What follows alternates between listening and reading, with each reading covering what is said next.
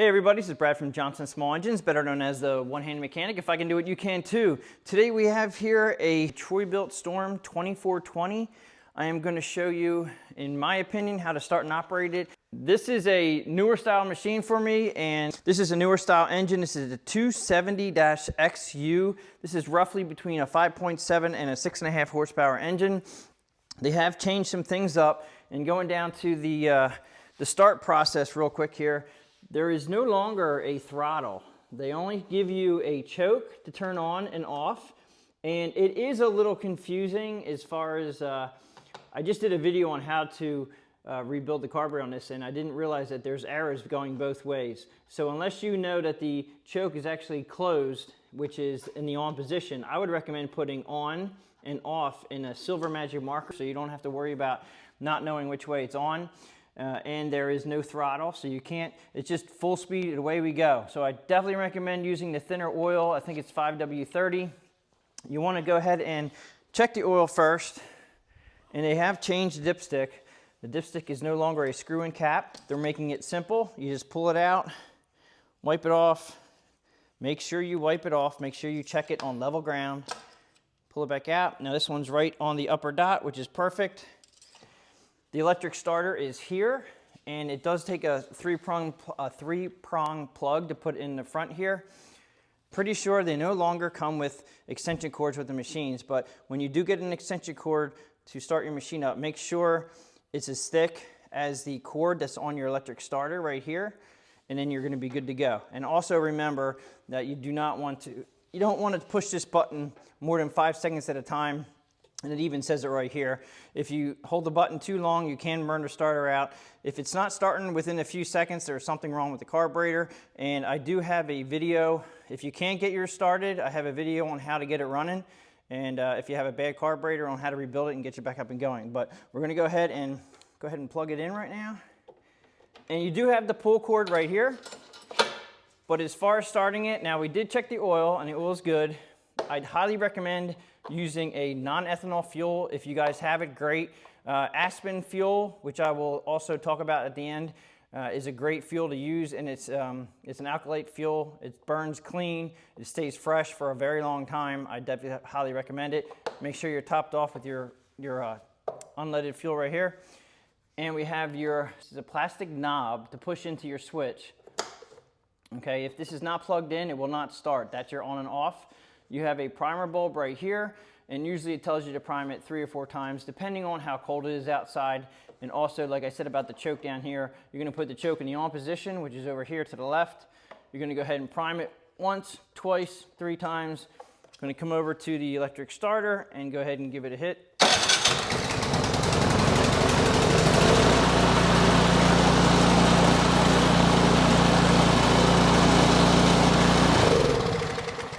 As you saw, I did take the choke off, and I pulled the extension cord out. Make sure you do not walk away with the extension cord plugged in, obviously, and make sure you take the choke off.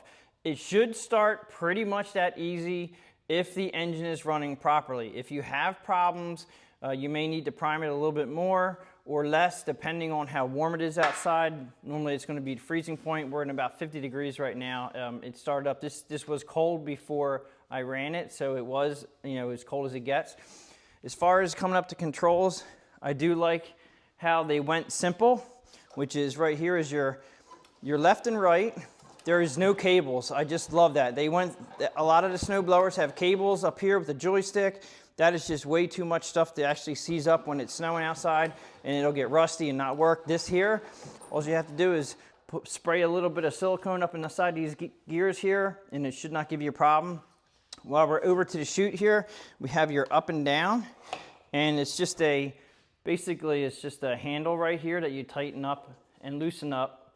As far as the controls behind here, they show pretty straightforward. The left control is the auger, which is here, and the right control is your drive, which is here.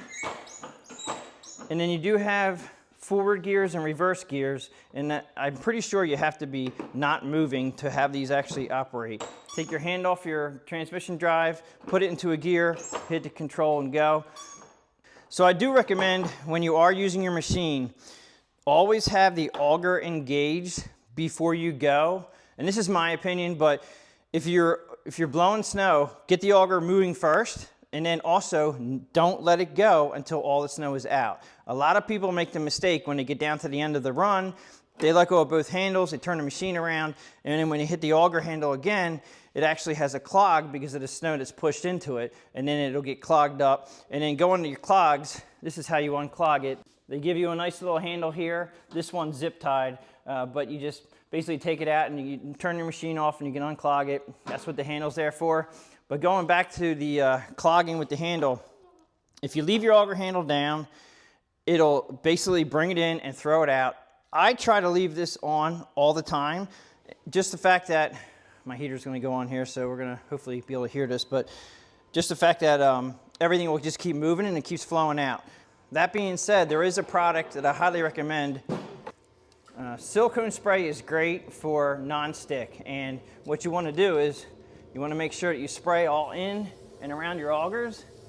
Now you have to do this every time it snows, but there's a lot of people out there that say, oh, you got to use this high performance stuff that'll last forever. But you know what, silicone spray is very cheap. You're going to put it up in here, and it really helps with the clogging. Now also, this machine being new to me, this is a newer style. I think this was built in 2021. The augers have changed a little bit. They've gone to actually like an ice scraping auger, which actually cuts into the ice a little bit better. So the augers have changed a little bit. Curved the front end down here, which is supposed to help with the snow blowing back on you. So they have done a lot of good things. Just also want to show you that being up front here, that we have shear pins, one here, one here. We have shear pins, 4 of them, one on each auger, one here and one here.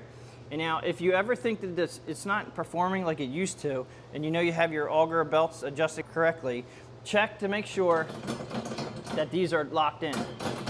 And obviously do it with the machine off. If these spin freely, if the machine's off and these spin freely, then you have a shear pin that's broken. And behind the machine itself, they give you 2 holes in the dash right here for shear pins. And I always make sure my customers, I'm going to try to take one of these out so you see what they are. I always make sure my customers have shear pins, 2 extra ones. This is what they are right here. They're designed to shear. I don't recommend putting bolts up front. These are very low grade pins, so they should shear very easily, and it's designed so it doesn't ruin the transmission. Another product that I highly recommend too is Aspen 4 fuel.